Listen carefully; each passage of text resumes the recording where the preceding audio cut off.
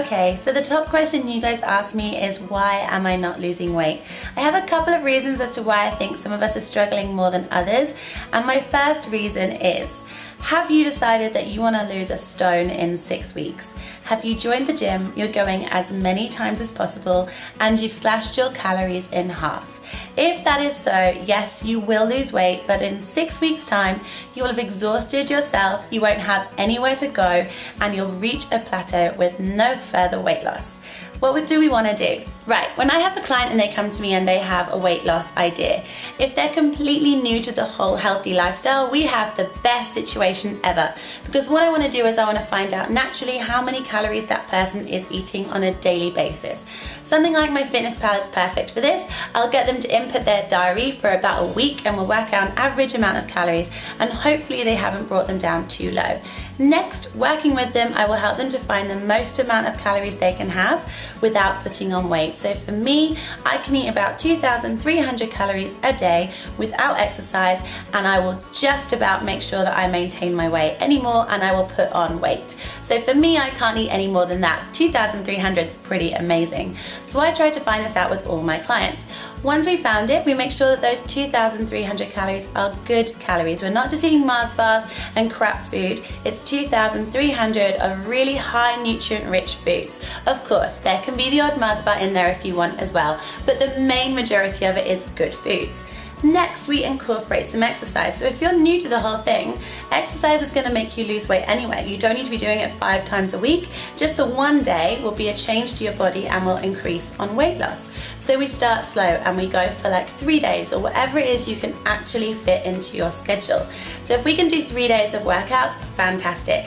We stick with this until we have some weight loss, and then when we plateau, we have so much room to go. We can either add in a new day of exercise, or we can increase the cardio, or we can reduce a couple of calories, or we can change your macros, so we can reduce your fat or reduce your carbs. We have so many ways to go before you are exhausted, before you're in the gym 3 times a day because you have nothing else you can do, and before you're living on like 1,000 calories. I want you guys to be really sensible with your bodies.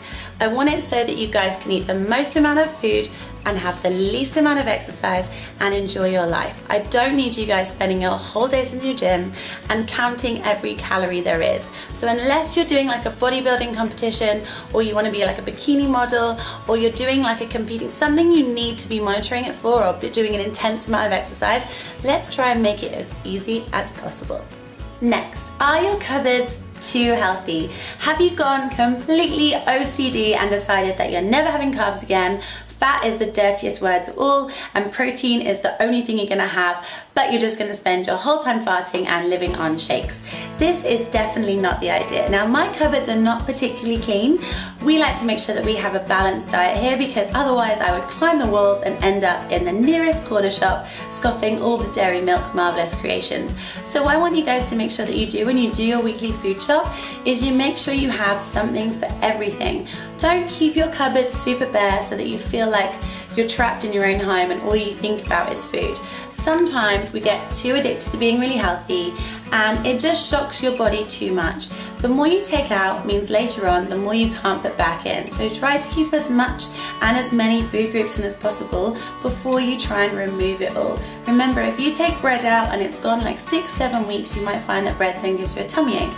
If you take your favorite dessert out, you might then find, like I did, that 8 weeks later I get headaches when I have chocolate. So if you really love something, keep it in your weekly food shop, but just have it once, or have it every other week. But just make sure that you are not depriving yourself of a life. Remember, you want to lose weight, you don't want to be living in a prison and hating everything that you buy on your food shop. Now, when it comes to fruit, we don't have much fruit because I am a fruit monkey and I eat everything, and I'll have way too much in a day, and it does take up a lot of your sugars. So bananas, generally 1 a day after a workout, lemons, and the much loved avocado is always in my fruit bowl. Then if I open my fridge, in the freezer we will always have lots of fish for me and frozen vegetables and broccoli. And then moving on, I always have some Greek yogurt because this is really high in protein, which helps me reach my protein goals, but also it's great if I just add a little bit of honey or some jam and some strawberries on it. It's a really nice dessert. Eggs are hugely popular in our home, as are strawberries and blueberries in smoothies, cookies, on pancakes, in everything. Now, I don't have milk because I found it really does make me have to run to the toilet within about 2 seconds. So I generally have, and you can see it in here, coconut milk or almond milk. The boyfriend has started liking coconut milk, so we've kind of moved on to this. Yes, there is Disaronno in my fridge because I love it. We also have chicken and obviously all the meat for my boyfriend. We have tomatoes, mushrooms. I think that's a mushroom. Are you a mushroom? Yeah, you're a mushroom. We have lots of bottled water because for me this makes my life a lot easier. We buy 6 bottles when we do our food shop and I can take them to work, fill them up, put some lemon and mint in. We also have our spinach and we have loads of beers because we have great friends and I love beer. In our vegetable little section here there isn't that much because a lot of it we have is frozen. So sweet potatoes are always a big yes in my household, and courgettes are something I love, and again another beer. Because the broccoli's already in there and I have tomatoes, and that's pretty much it for the vegetables at the moment. Nail varnishes are obviously part of your nutritional guide. And again, beers again. So our fridge has kind of got a little mixture going on. And then moving in, we always have the porridge because this is my favorite thing for breakfast. And let's talk, woo, I'm getting caught, cable's getting caught.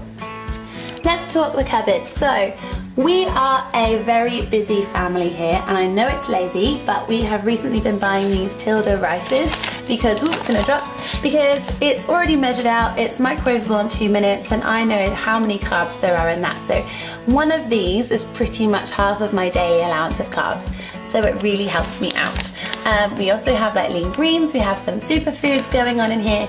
Moving down, there is bread, okay? I love bread, but it has to be fresh bread, otherwise I am the size of a 9-month-old pregnant lady within about 5 minutes.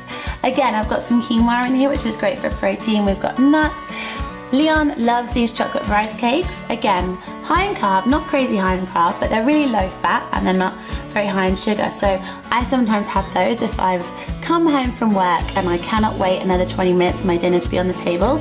I will ransack and have one of those. And then we have our section of drugs. Not fun to eat, but really good to keep me alive. So that's what I mean by keeping your cupboards full of everything. There was also chocolate. It's now in the bin. Hold on. In here because I've already finished it. It's only been in the cupboard for about 2 days and it's gone. But do you know what? I really enjoyed it.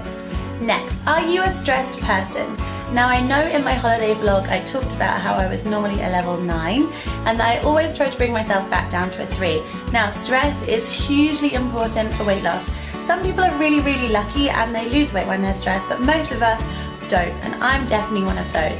I don't know if you've ever felt really, really stressed and just felt like your stomach has swollen by like 20 inches. Now, it won't have swollen by 20 inches unless you're extremely unlucky, but it may well have deposited a little fat layer around your middle to keep you safe. Now, when your stress levels are high, your body thinks that you are going through a hard time, and cortisol levels rise. It's like a fight or flight, so it's kind of like you're in danger.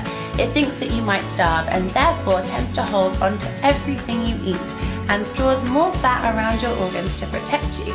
So, the more stressed you are, the more you're going to feel like you have love handles, and the more you're then going to get more stressed. It's the worst vicious cycle.